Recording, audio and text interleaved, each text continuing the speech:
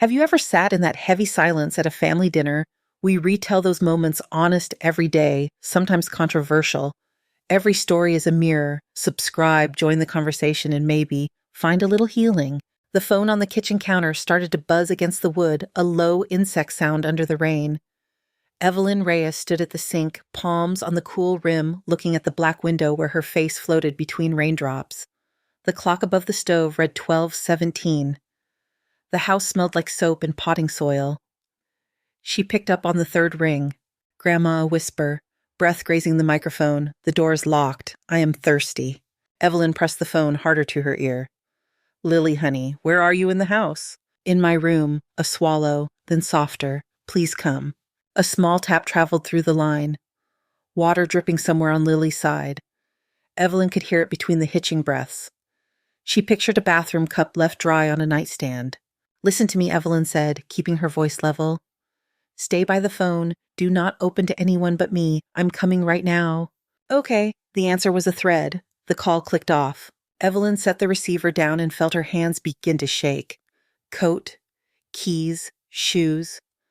Habit moved her. She slid her old green parka on, grabbed her purse from the dining chair, and patted the side pocket for the thin silver key she had not used in months. The spare for Amber's house sat inside a little wooden sparrow that used to hang by that porch, if they had not thrown it away. Rain met her at the door, cold needles on the cheeks. The porch boards were damp and black. She locked her own house without looking and jogged to the car, the Subaru's engine caught with a cough wiper squealing at their first sweep. On the dashboard, the radio came alive mid-forecast.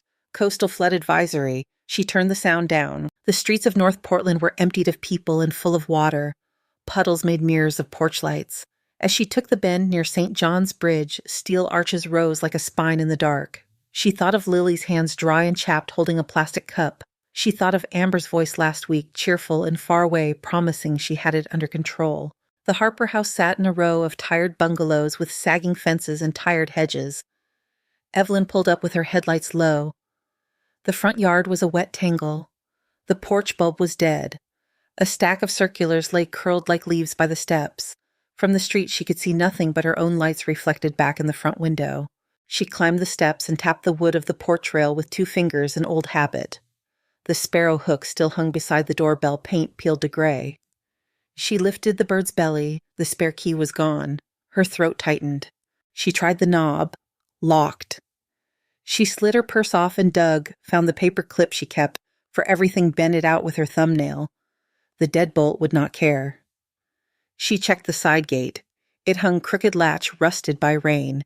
She eased it open, skirted a bucket filled with brown water, and made for the back. The back door carried a simple knob lock. Wood had swollen in the frame. She pried gently with the screwdriver from her glove box body braced against the door and felt the swell give. The latch slipped. The door swung. Darkness with a smell. Old smoke. Wet carpet. Something sour. She did not turn on the kitchen light at first. She stood in the doorway and let her eyes adjust. There was a bowl with congealed noodles on the counter, a spoon standing straight up. The refrigerator hummed and ticked. A fly buzzed near her face, then drifted to the sink. She hit the switch. The light made the mess real. Beer cans by the trash. A half-pack of cigarettes open on the table. On the wall, a low smudge where hands had dragged. She crossed the kitchen, stepping around a damp towel, and called into the hallway. Lily, it's Grandma. From the far end, a sound rose. Not a word, but a breath that changed shape. Evelyn followed it. The hallway felt smaller than she remembered. On the left, a bedroom door. New hardware. A small metal loop beneath the knob. The padlock clung to it dull in the light. Evelyn put her ear to the door. Honey, are you there? The phone on the other side scraped wood. I am here. You are safe. Back away from the door. Cover your ears. She went into the garage and found a red toolbox under a stack of paint cans. A hammer lay at the bottom, speckled with old primer. She took it and returned. She did not let herself look long at the screwed-down window over the bed, the blanket balled in the corner, the line of plastic cups under the desk. She put the claw against the lock and hit steady. The third strike popped the shackle free. The lock fell with a noise that sounded too loud for the hour. Lily ran into her. Evelyn caught the little body and held it to her chest. Lily's hair smelled like old pillow. Her skin was too cool. She shook in small bursts. "You came," Lily said into the coat. "Of course." Evelyn felt the ribs under the dress. "We are going to the kitchen." In the light of the kitchen, Lily squinted and put a hand up to shade her eyes. Her lips were cracked. There was a ring of dried milk at the bottom of a plastic cup by the sink, but no milk in the refrigerator that was good. Eggs? There were eggs. Evelyn pulled a skillet and a small knob of butter. The first slip of butter hit the metal and went translucent. The smell was warm and fat and ordinary. Lily's eyes followed the eggs as if they were a trick. "Drink some water," Evelyn said, and held a glass under the tap. The water ran cold for a long time. Lily lifted it with both hands and drank, pausing twice to breathe. When she set it down, her jaw trembled. She looked at the hallway as if a noise would come from it. "They will not come now," Evelyn said, lying without knowing if she was wrong. "Sit." She put toast in the toaster and watched the coil glow orange. Lily ate with small, quick bites. She paused after each one and listened. The overhead light buzzed. The rain sounded softer on the back steps than it had at the front door, like someone shuffling cards. Evelyn stood and looked at the house while the girl ate. The magnet board on the refrigerator was bare. The school calendar lay under a stack of coupons. She took her phone from her coat pocket and began to take pictures. The padlock on the floor by the bedroom door, the cups under the bed, the piles in the living room. She turned the flash off. The pictures came out gray and grainy, which felt truer than bright and sharp. Grandma Lily said when the plate was clean, "Can I shower? I'm cold." "Yes." Evelyn went to the bathroom. The hot water came slow but steady. Steam climbed the mirror, a white cloudy breath. She found a clean towel near the bottom of the linen shelf and shook off the dust. Lily stood in the doorway with her hands together. In the steam, Lily looked smaller.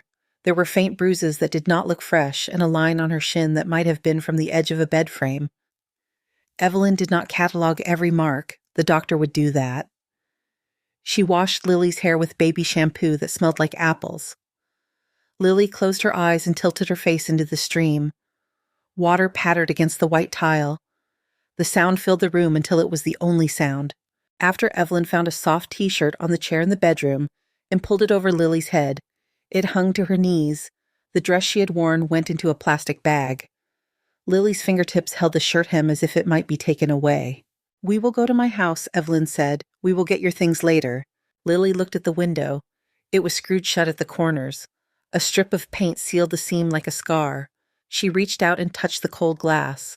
In the reflection, their shapes wavered in the hallway light. "Can I bring my bear?" Lily asked. "Where is it?" "Under the bed, in the back." They knelt and reached into the dust. The bear's ear came first, then the rest. It smelled like closet. Lily put it to her chest and pressed her nose to the worn fabric. The bear's stitched eye had a scratch down it, a thin white line.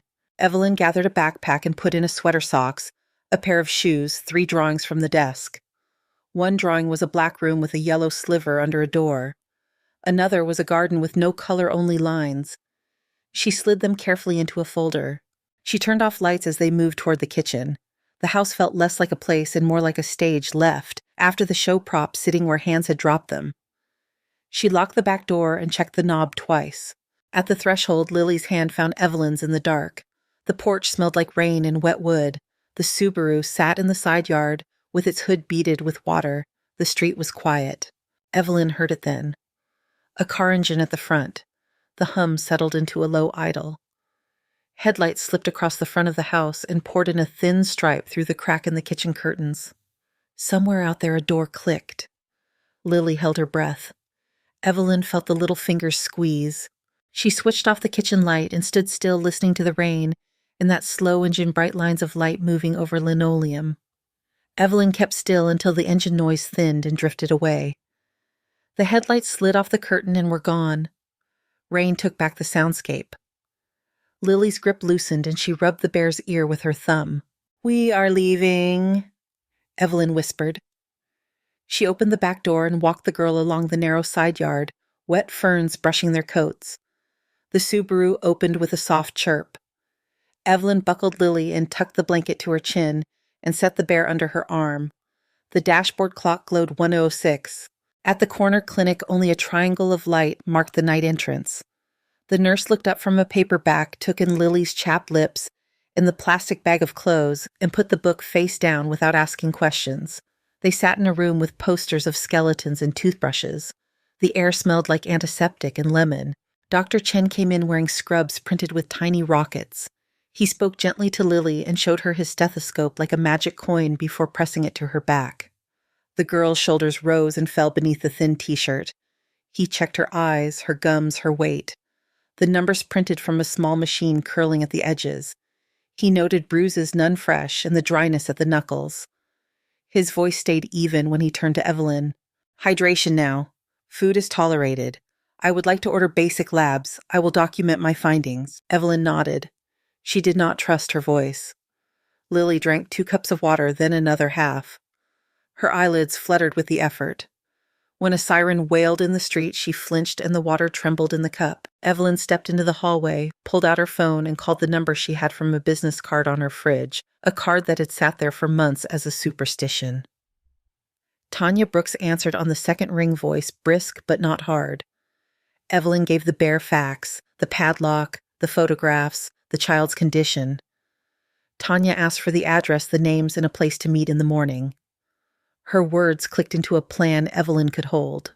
Outside, the rain slowed to a mist. The city looked rinsed and new. Evelyn drove home with the heater on low. Lily's breathing steadied from the back seat.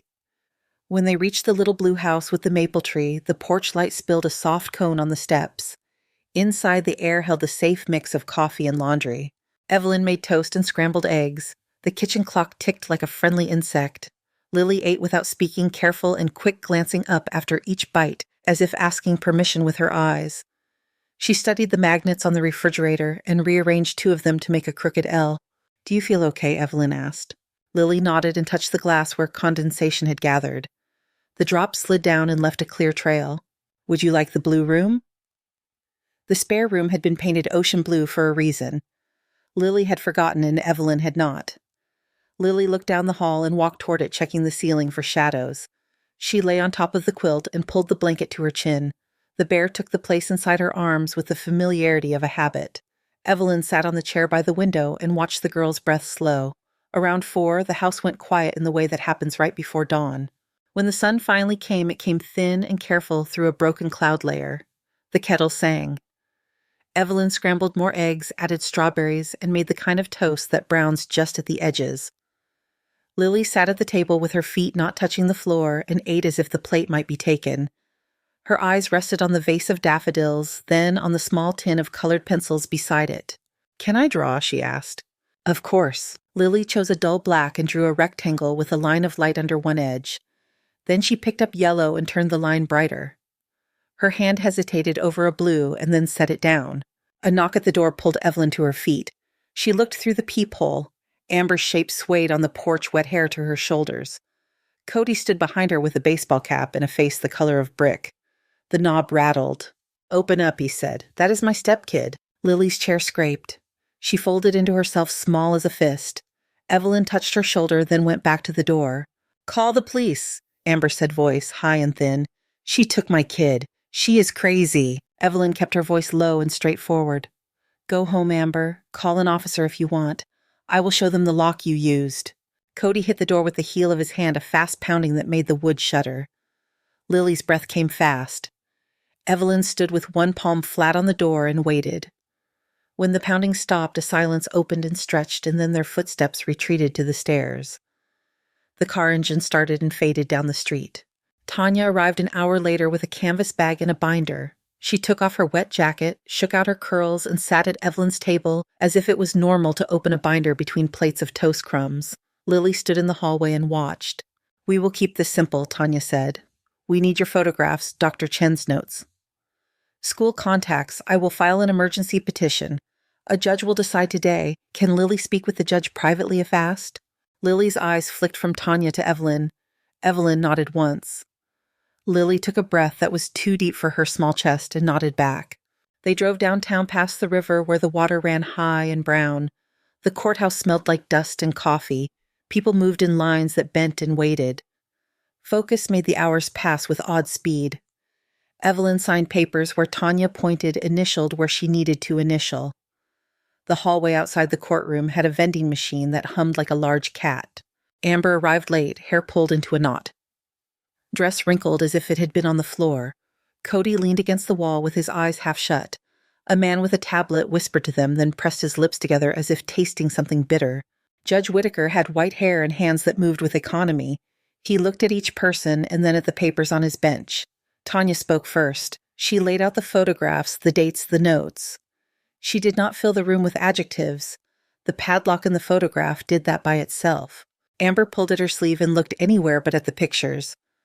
It was one night, she said. We had an emergency. My mother is exaggerating. She has always wanted to make me look bad. The judge's eyes rested on her and did not move. There is a lock on the outside of a child's bedroom door. He said it like a fact that filled the room. He asked to speak to Lily in chambers. Evelyn waited in the hallway with her hands round a paper cup of water. The water made the cup sweat. Lily went in with Tanya and came out with calm on her face, the kind of calm that happens after a hard thing is said. The judge returned and called them all to stand. His voice was even and without flourish. He granted Evelyn emergency custody for 6 months. He ordered drug tests for Amber and Cody. He limited visits to sessions supervised by the county. He asked Tanya for a home inspection and a school report. He set a review date. He finished with a sentence that Evelyn would remember in the way a person remembers the exact sound of a bell. Keys belong with the person who protects the door. Outside, the sky had broken into patches of sudden blue. The air smelled like wet concrete and hot brakes. Lily held Evelyn's hand with a grip that was lighter than before. They walked to the car through a crowd of strangers who were all turning past their own papers and their own stories. Back at the Blue House, Evelyn folded the court order into a folder and put it in the kitchen drawer where she kept recipes and warranty cards. She made tea and cut apples. Lily sat on the couch with the bear and a pencil and drew a garden that for the first time held a small square of color at the center. She chose green for the stems and yellow for a handful of petals.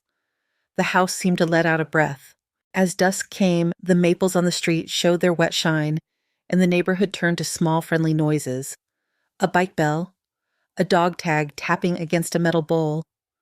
The phone on the counter lit with a number Evelyn recognized. She let it ring, then lifted it to stop the sound. The machine took the call. Amber's voice arrived in the room as if she were standing in the doorway. "You cannot keep her forever," she said. There was no shouting. The words were flat and soft. "You think you can, but you cannot." The line clicked. Lily looked up from her drawing. Evelyn set the phone face down and sat beside her. The kettle whispered on the stove. Rain began again in a light stitch across the windows. By morning, the rain had softened into a hush. The kettle's whistle felt less like an alarm and more like a bird. Evelyn taped a paper calendar to the refrigerator and wrote the date with a blue pen. Breakfast at 7, school drop-off. Dr. Maya at 3. The rhythm was quiet and visible, which made it easier to breathe. Lily perched at the table in the same chair as last night. She ate oatmeal with the caution of a person who had learned to pace hunger. When she was finished, she lined up her spoon and the empty cup so that their edges made a neat little seam on the table. Her eyes tracked the steam from the kettle, then the rain streaks on the window. The house answered back with small domestic sounds. The dishwasher's pulse. The soft thump of heat through the vents. Water was everywhere, but none of it threatened. At 10, they drove to the small office off Alberta, where colored flags fluttered on a string over the doorway. The sign read, "Levin Child Wellness." Inside, a lamp with a paper shade glowed on a low bookshelf. There was a sand tray with tiny figurines, jars of crayons, and a box with a hinge that clicked when you closed it. Dr. Maya had a warm voice and a tiny scar on her eyebrow that made her look like she smiled with her whole face. She showed Lily the room without using the word therapy. She said this was a place where kids put hard thoughts in pictures and sand in stories. She handed Lily a pack of thick paper and slid a tin of crayons closer. Lily picked black first, then paused, then touched yellow as if it might sting. The black made a box. The yellow made a small line under the edge. She pressed so gently the wax barely took. "Tell me about this," Dr. Maya said, not leaning in too much. "It is a door," Lily said. "What is under it?" "Light." They did not ask more. Dr. Maya gave Lily a small key from a jar of trinkets in a shallow wooden box with a lid. She showed her how the key fit, though it did not really unlock anything not in the mechanical way. Lily placed the key inside, shut the lid, and listened to the little click. She did it again and again, each click a visible thing she could control. When they left, the air had turned to a pearl gray. Evelyn drove to the elementary school where a woman with a bright scarf greeted Lily by name. Ms. Patel talked about gentle transitions and reading logs, and said the words, "I am glad you are here," in a way that sounded like a true sentence and not a policy. Lily's seat was near a window. She touched the sill like a promise and tucked her backpack under her feet. That night, a small storm moved through. Lily woke with damp hair and a sound stuck between her teeth. Evelyn took her to the kitchen without turning on the overhead light. The kettle made its soft breath. She stirred cocoa into milk and watched a little island of powder melt and sink. Lily drank in small sips. She looked not at the doorway but at the fridge where her own drawing had been taped eye level with her small face. "It is different," Lily said, meaning the house, meaning the sounds. "Yes," Evelyn said, "it is ours." The first supervised visit took place in a county room that smelled faintly of crayons. There were plastic bins of toys puzzles with some pieces missing a clock with a second hand that clicked a little too loud. Tanya sat at a small table with a notebook. She was not a guard, not a friend, not a judge. She was a person who wrote down what happened and made sure nothing unsafe happened. Amber arrived 8 minutes late with a shiny smile and the kind of perfume that filled a doorway. Mint gum moved in her cheek. Her hair was brushed, but there was a tremor in her hands when she pushed it back. Cody was not with her. She crouched to Lily's eye level and held still as if trying something new. "Hi, baby," she said. "You look so pretty." Lily did not step forward. She looked at Tanya. She looked at the clock. She folded her arms over her stomach in a way that made her shirt wrinkle into a tight line. "We can color," Amber said too bright. "I brought you a coloring book. It is puppies." Lily did not reach. She could smell something under the perfume, and her mouth made a thin, pressed line. Amber laughed a little and then glanced at Evelyn as if there might be something like help there. The look landed and slid off. The room recorded everything. Tanya's pen moved, not fast, not slow. "Why did you lock my door?" Lily asked. The words came out of a small throat and felt heavier than the room. Amber's mouth opened, then closed. She picked a crayon and drew a circle that became a mess, because her hand would not obey her idea. "It was not like that," she said. "It was complicated. Grandma is making this worse." Lily put both hands on the table very flat. Tanya said they were done for today. Amber said she was being punished. Lily stood up and walked to Evelyn without running. The whole scene took less time than boiling a kettle and left the kind of feeling that only sits later when you are in your own kitchen. 2 days later, a test came back. Tanya called with words that were short and careful. Visits would pause. Referrals would be reissued. The words made sense and did not. Lily heard the call from the hall and went to the sink and ran her hands under the cold water. The water ran, and then she turned it off and shook her fingers dry. Evelyn collected papers because papers were the shape that power took in rooms with benches and microphones. School attendance. Weight chart from Dr. Chen with little dots, stepping up where they had sagged. Letters from Ms. Patel that described a girl who answered when called who started to raise a hand. Notes from Dr. Maya that said words like stabilization and sleep pattern and trauma symptoms decreasing in frequency. None of this changed the sound a child makes in the dark at 3 a.m, but it drew a line someone in a black robe could see. The second court date came on a day the sky forgot how to be one color. They sat on a bench near a fern in a pot that looked like it had survived a decade of waiting. Tanya arranged the stack on her lap. Amber entered with a cardigan that did not fit and eyes that slid off faces. She spoke out of order. She said she was fine. She nodded at points no one else was making. Cody did not come. Judge Whitaker listened without moving much. He looked at photographs the way a person reads a weather map. He read reports and made few expressions. He asked a question that sat in the air for a long time. "Why is there a lock?" Amber said emergency. The judge looked at the photograph and then at Amber's face, as if comparing two versions of the same scene. He gave his decision cleanly. Evelyn would hold permanent custody. Any visits would require proof of sobriety over time and even then would be structured. He set it in the record and waited to see if anyone would argue with a record. After outside the courthouse, the colors of the day seemed louder. The crosswalk chirped. A bus sighed to a stop and let out a bright voice that called out a route. Lily walked beside Evelyn with a paper cup of water and a plastic lid that hissed each time she took a small sip. They did not talk about the words permanent or custody. They walked to the car. That night, Evelyn boiled noodles and salted the water the right way. She put butter and pepper and a ribbon of Parmesan on top and set the bowl on the table where the vase of daffodils had been replaced by a bunch of tulips, so red they looked painted. Lily ate with calm hands. She did not glance at the door between bites. She wiped her mouth with her wrist and then with a napkin because she remembered. She pushed her bowl back and drew a fingertip circle on the wood where there was no spill. "Can I call you Mom?" she asked. The question landed without noise. Evelyn felt it in the ribs and in the throat and in the place a person might name if there was a name for it. She saw the calendar with its blue ink. She saw the wooden box on Dr. Maya's shelf and the toy key under the lid. She saw the padlock on the kitchen floor and a photograph that lived now in a folder. "Yes," she said. Lily nodded and did not try the word right away. She went to the couch and took up a pencil and drew a small house with a square of light in the middle, a square that had not been there before. She colored it yellow, then added a few lines of green under it that looked like a garden starting to know itself. The blue room felt like a room waiting for sleep again. Evelyn changed the pillowcase and straightened the quilt. Lily brushed her teeth and made a face in the mirror that made both of them laugh without trying. She climbed into bed with the bear tucked under her chin and closed her eyes at her own pace. The house settled. The rain lifted and left quiet air behind. Evelyn washed dishes and felt the warm water soften the ache in her hands. She set the plate in the rack and turned off the tap. The silence that followed was a new kind, not the kind that listens for footsteps outside, but the kind that listens for nothing in particular. Her phone buzzed on the counter, a number she did not have. She let it go to the machine. The message came through the little speaker, the voice thinner than she remembered, without sugar. "I checked into treatment," Amber said. "This time I checked in. Please do not hang up on me." The light on the machine blinked in the dim kitchen. The kettle clicked as the metal cooled. The house held steady.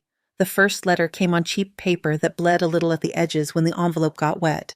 Amber wrote in big, careful print like a person trying to steady a hand. She apologized in circles and made promises that leaned too hard on always and never. Evelyn read it at the table with the kettle cooling and did not show it to Lily. 2 more arrived that week. Each one tipped toward apology and then slipped into old gravity. By the second month, the tone thinned. Amber wrote about a group meeting in a church basement and a woman who kept peppermints in her purse for newcomers. She wrote about washing dishes in hot water that smelled like lemon and the way her hands looked when they were not shaking. She did not ask to see Lily. She wrote that she understood if she was not allowed. Evelyn folded that one in half and put it in the drawer. She waited a day, then took it back out and held it in both hands before giving it to Lily at breakfast. Lily read at a steady pace, lips moving without sound. She flipped the paper and looked at the blank back as if there might be more under the fibers. She set the page down and touched the corner to square it with the edge of the table. "What does she mean when she says she is learning to show up?" Lily asked. "That she is practicing being there when she says she will," Evelyn said. They talked in the quiet ways you talk when a house is listening. No speeches, no declarations. Evelyn suggested a meeting with rules. Lily nodded, then looked down at her wrist and tapped the skin 3 times. They made that the signal. If she did it, they would stop, no matter who was speaking. Evelyn wrote the rules in a small notebook and tore out the page. She put it in her pocket. The meeting took place in Dr. Maya's room on a Tuesday at 3. The paper shade on the lamp made the light look like a warm square of cake. Tanya sat in a corner with a clipboard and a pen that did not click. She greeted Amber with a simple hello and no extras. Amber came in with hair clean and pulled back. The perfume was quiet. Her hands were empty except for a flat wrap parcel that could only be a book or art supplies. She stopped a few paces from Lily and took a breath. "Hi, Lily," she said. "I brought something for you. I can put it on the table if you do not want me to hand it to you." Lily did not move toward her. She tilted her head and looked at Evelyn. Evelyn nodded once. Lily pointed to the table. Amber set the wrapped gift down and stepped back. Lily peeled the paper with the kind of care she used on new pencils. Inside was a set of watercolors in a tin, a block of heavy paper, and brushes that came in their own cloth sleeve. Amber said she had learned how to pick decent supplies from a woman she worked with at a flower cart on Alberta. She said it like a scrap of ordinary thrown onto a fire that needed small, steady fuel. They sat. Dr. Maya asked about the week in broad ways. Tanya's pen moved without hurry. Lily held the tin in her lap and traced the edge with her thumb. Amber did not reach for her or try to borrow the word baby. She folded her hands and unfolded them and let them stay still. "Why did you put the lock on my door?" Lily asked, not loud. Amber looked at the floor and then at the wall behind Lily's head. She swallowed. She did not say it was complicated. She did not say it was only one night. Her mouth trembled and then went flat. "Because I was sick and wrong," she said. "I am sorry for that. I am sorry you were afraid and hungry." Lily watched her mouth as if the truth might change the shape of a lip. She looked at Tanya, then at Dr. Maya, then at Evelyn. No one moved. Lily let the words sit and did not touch them. 15 minutes in there was a small smell in the room that was not anyone's fault. A woman in the hallway walked by with too much perfume like a cloud. Lily's shoulders lifted. Her hand went to her wrist and tapped 3 times. Evelyn stood. Dr. Maya said they were done for today with a voice that did not carry a hint of blame. Amber nodded and looked at her own shoes. She did not ask for more time. She said thank you for the minutes she had been given. The second meeting was better because they all knew how it went. Lily sat closer to the table, but not close to Amber. Amber told a story about a cut flower that kept drinking and drinking like it was trying to be a river. The story was nothing much, and somehow exactly right. Lily smiled without showing teeth. She opened the tin and wet a brush and pulled a short, bright line across the paper. The line dried into a stripe like a secret ribbon. She put the brush down and folded the sleeve again. In the 3rd month, the meeting took place at the Children's Art Museum, where rooms were full of shapes and tables at the right height for small bodies. Tanya walked a few paces behind like a person out for a slow errand. Amber listened to Lily explain how watercolor blooms if you drop clean water into wet paint. She asked questions that did not lead and did not show off what she did or did not know.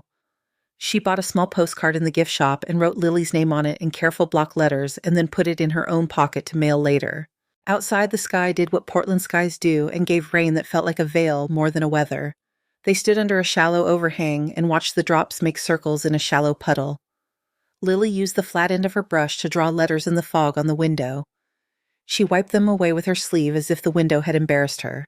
In the park, on a rare, clear day, they sat at a picnic table with a palisade spread on newsprint. Evelyn watched from a bench with a thermos that kept tea warm. Amber held the cup once and warmed her fingers before handing it back without drinking. Lily painted stems and then leaves, and then the idea of a petal. Amber suggested a little salt for texture. Lily tried it and smiled at the way crystals made stars where color had been flat. Color lived there for a while and did not look like a stranger. On a late afternoon in May, the room at Dr. Maya's felt too small for the question that needed asking. Lily had painted a small square of light and put a dark wash around it to listen for how it might glow. She looked up at Amber and spoke in a voice that did not ask for pity. "Are you trying to be my mom again?" she said. The air in the room shifted. Papers felt louder. Even Tanya's pen paused in the air as if it had a pulse. Amber sat very still. She did not reach for a pocket or for a phrase she had rehearsed in the mirror. "No," she said. "Evelyn is your mom. I lost that when I could not keep you safe.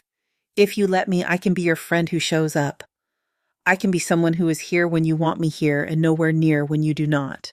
Lily looked at her own wrist, then at Evelyn's face, then at the tin of colors on the table. She nodded one time, small and exact. She went back to the paper and lifted the yellow and pressed it in the square again. The color pushed out to the edges and held. After, on the porch outside the office, the sun surprised them by staying. Smell of cut grass lifted from the small strip of park across the street.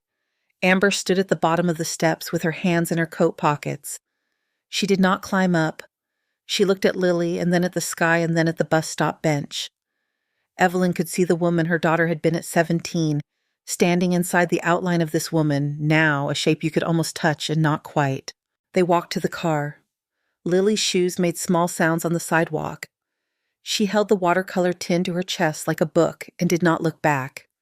At the curb, she stopped and looked at Evelyn, not at the office, not at the street. "Can she come for ice cream next time?" she asked. Evelyn watched a neon cone blink to life in the window of a shop half a block away. A boy inside wiped the counter in slow, even circles. The sign buzzed on and off, on and off. Rain started again very light as if practicing. Lily lifted her face to it and closed her eyes. They bought ice cream. It dripped down Lily's wrist, and she laughed when Amber handed over a wad of napkins and missed the drip by an inch. The neon cone in the window buzzed and flickered. Rain brushed the sidewalk like a soft broom. They ate under the awning with 2 plastic spoons in no hurry. Time began to hold shape. Spring turned in small, clean clicks into summer. On Sundays, the farmers' market opened like a bright map across the street. Amber sold bouquets from a cart with a canvas awning. A chalkboard read "Second Bloom" in a hand Lily recognized from old birthday cards. She watched Amber tie ribbons around stems with fingers that did not tremble. She held a cup of cocoa from the stand on the corner even in June because she liked the way the steam lifted and disappeared. Lily grew into her shoes. School days stacked in neat lines on the calendar. Ms. Patel wrote notes that made Evelyn fold them twice and put them in a drawer. Dr. Maya moved sessions to every other week, then once a month. The toy key stayed in the wooden box on her shelf. Each time Lily visited, she lifted the lid, looked at the key and shut it again with a soft click just to hear the sound. When visits shifted to a park bench and then to the small museum cafe without Tanya at the next table, it felt less like a test and more like a room in the same house. Amber met them with hands in pockets. She did not reach first. She listened. She made sure to leave before Lily tired even when she wanted to stay. She did not step on the word mom. Autumn came with wet leaves that glued themselves to the pavement. Evelyn raked and filled paper sacks with yard waste, the kind that turn heavy when they get rained on. Lily moved them to the curb, small back straight.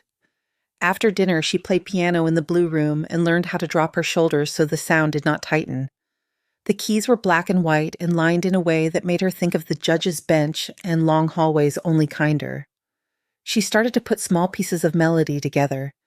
She named one of them Unlocked without saying why. 2 years passed with Lily's hand finding Evelyn's hand in fewer doorways and more thresholds of good places. The phone rang less at night. The kettle whistled at the right times. They kept the anniversary of the rainy night with pancakes and hot chocolate. Lily called it their real Mother's Day. She taped a watercolor on the fridge that showed a square of light inside a house and rain that looked almost like confetti. Amber was different and stayed different. A small circle formed around her. She opened a storefront downtown, not just a cart. The bell over the door rang with a bright sound when you walked in. She hired a woman with a soft voice to help on Saturdays. On a late winter day, Amber introduced Michael Tran by name and not as a request. He shook hands like a person who understands other people's rooms. He brought a box of cookies with a handwritten label. He asked Lily about art and did not fill her answers with his own. He learned that Lily liked peonies and forget-me-nots, and that Evelyn preferred daffodils because they looked like trumpets bringing news. By the time Lily was 16, she had outgrown 3 coats. She played Unlocked without looking at her hands. The piece did not try to be dramatic. It stayed close and clear and made room for breath. The blue room had become her room. The bear lived on the shelf, one ear bent a small artifact rather than a shield. Her drawing started with color now. She kept a stack of heavy paper near the piano and a glass jar with 3 good brushes. On the windowsill, a cutting from Aunt Monica's pothos trailed down and bounced when the cat jumped up and missed. The day they drove to the courthouse to change a name, the sky over the river sat in 2 layers. The lower one was pale like a dish of milk, and the upper one was a deeper gray that might break. Inside, the security line moved slow. Lily stood between Evelyn and Amber with Michael a respectful step behind. The clerk stamped documents with a sound that felt final and friendly at the same time. They waited on a bench where a fern tried to be a tree. A man with white hair and careful hands walked by and paused. Judge Whitaker smiled with his eyes first and then with his mouth. "You look taller," he said to Lily. He congratulated them the way you congratulate a garden that made it through a hard frost. He shook Evelyn's hand with both of his. He gave Amber a nod that had no judgment in it, only recognition. In the small hearing room, the judge spoke clearly. The new name would include Reyes. The paper held the letters in order, and the letters held the years like a line holds beads. Lily signed with a pen that made her name look grown. When they walked back into the hallway, light from a high window made a long rectangle on the floor, and she stepped into it. That evening, the house filled with voices. Aunt Monica arrived with a casserole and a stack of paper cups.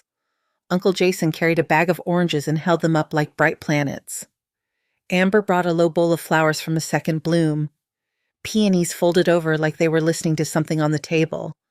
There were forget-me-nots pressed low around the edges like small eyes. Michael poured tea and kept track of whose cup was full. At the table past the salad and the bread and the butter, Amber stood and cleared her throat. Her voice came out steady. Thank you, she said to Evelyn, for keeping the door closed when it needed closing and open when it could be. Thank you for standing where keys belong. No one clapped.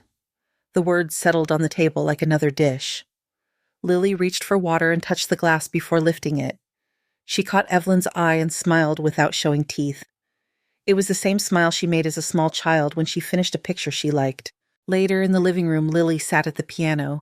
The room hushed in that full way that houses know how to hush when someone plays. She set her fingers on C and made the first shape of Unlocked. The melody climbed a little and then found a place to sit. The second time through, she played a softer version and let the pedal gather the notes for a heartbeat. Evelyn stood behind her and put a hand on her shoulder. The warmth traveled through fabric into bone.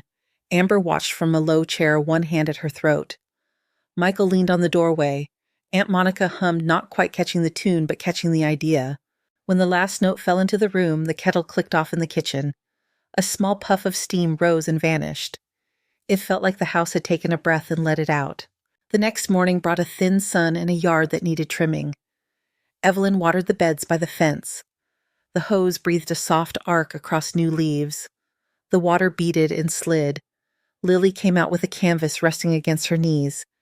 She had painted a padlock in rust colors as shackle open. Around it she had laid a scatter of petals, pink and blue and yellow. She set the canvas near the peonies. The colors talked to each other in the way colors do when someone has looked long and chosen carefully. Good, Lily asked. Good, Evelyn said. They stood for a time and watched a small bee figure out where to land. A breeze moved through the maple and turned light across the grass. The porch door stayed open. A chime made from old spoons tapped together in a soft musical argument. Inside, the piano waited with its clean run of keys. Outside, the hose whispered over soil that had learned how to hold. Thank you so much for listening to today's story. If this story resonated with you or made you reflect, I'd love to hear your thoughts, so feel free to share them in the comments below. And don't forget to like, subscribe, and hit the notification bell so you won't miss the next story. I'll see you next time as we continue exploring more journeys and lessons together.